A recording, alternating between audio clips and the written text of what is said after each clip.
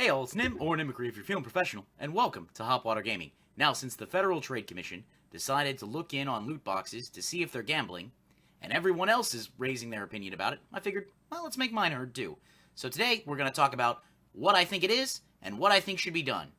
So stay tuned, kick back, relax, enjoy a drink with your pal Nim, and enjoy! Okay, so what is a loot box? Odds are if you're watching this channel, you know what a loot box is. But let's say you're a concerned citizen, a parent, somebody who doesn't know anything about loot boxes. Here's a brief working definition. A loot box is a series of randomly selected digital goods that are given to a player in exchange for real money or some in-game activity. In addition, they tend to, but don't always have, certain triggers that help gamblers stay gambling, such as when you buy one, there's a big animation, there's sound, there's text, and generally other triggers that release dopamine, serotonin, and norepinephrine. Alright, so now we're actually at the shop. As you can see, I'm mousing over these things. I could gift them if I wanted to. We are going to... You'll notice that there's no option in the shop to buy in-game credits. Meaning I can't either directly buy something, or I can't buy a certain amount of credits and then directly buy something. I have to pull the lever. Meaning I have to pay for my token chances and get loot boxes, click on them, and by clicking on them, I'm essentially activating the random number generator, much like a slot machine having a pool. And then I'll get my reward. That reward, again, will be accompanied by lights, sounds, other things. There's footage online of people opening up hundreds of these things. You can look that up. I'm not going to waste my money there. That's not the point. The point is that if I get a duplicate item, I may earn and or in-game credits. So, the question is, since I can't directly buy credits, the only option, if I want to engage in this system to gain specific items, I have to pull the lever. So you're like, but Nim, you have credits. Can't you buy things that you want?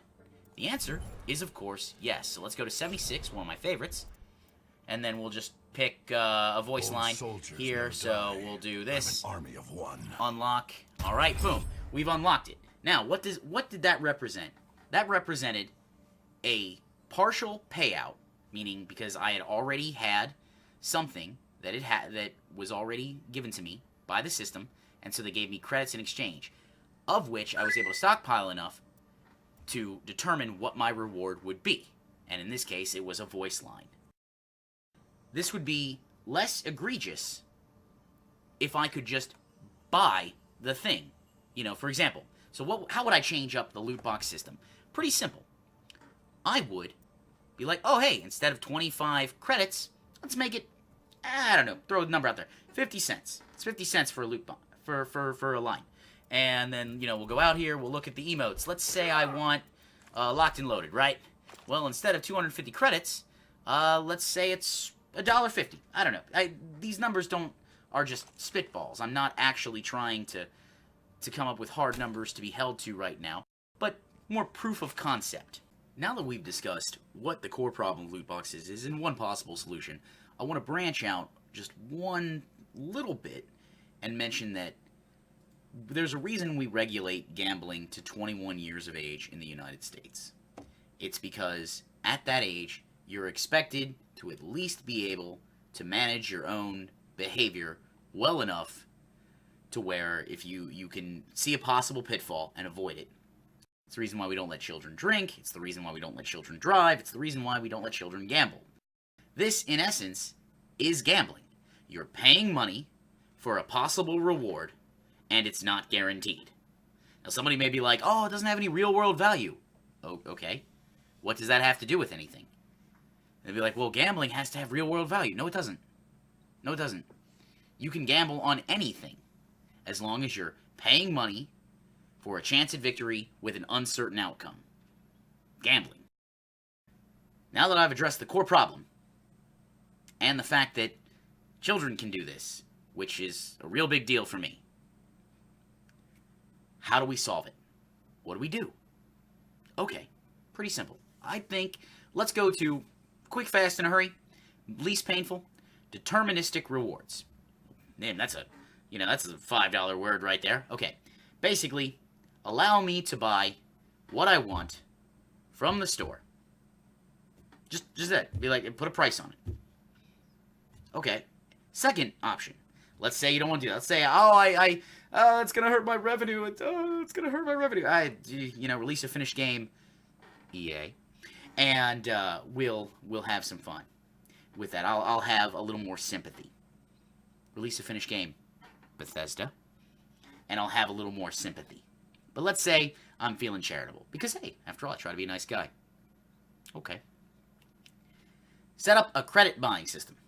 What does that mean? It means that if I want to buy the skin, it's 250 credits. Well, I can only buy credits in 500. In 500 units of 500. Okay, well, I have to buy 500 credits. How much for 5 that? Well, we can work with the numbers there, and the community will be able to find what they think is a good option. Outside of that, you want to go with the most damaging, the most revenue harming, make everything earnable in-game, and leave it to chance. Or, you could make everything earnable in-game on a set unlock schedule. Now, that last one may be a little trouble because of the fact that, well, what if I don't like to play as that character and I don't want to play as this character? Well, then in that case, I would say, as you set it to individually to each character. Okay, after, let's say, 1 hour with character X, you've unlocked their first alternate costume. After 2 hours, you've unlocked their first alternate gun or weapon skin. After 100 hours, you've unlocked everything, we'll say, just throwing numbers out there. And then, it's like, okay, well, I've unlocked all of character X. Well, now let's move on to character Y. Same thing. Character Z, same thing. Character Double Alpha, same thing. Now that is the most revenue-harming plan. I'm not necessarily for that. I like the idea of deterministic rewards, especially when it comes to cosmetics. Where it's like, okay, I can pay, let's say $9.99, right? And I can get all these costumes for my character, and they're all the things I want, and I'm guaranteed to get what I want. I don't know. Anyways, the reason I chose Overwatch is the least damaging of all of the loot box systems, as it's only cosmetic. So, in the comments below, tell me what your experience with loot boxes is. Do you agree with me? Do you think it's gambling? Do you think it's not gambling? If so, why? Outside of that, guys, I want to thank everybody who hung out with me. And until next time, keep gaming and enjoy life. Bye.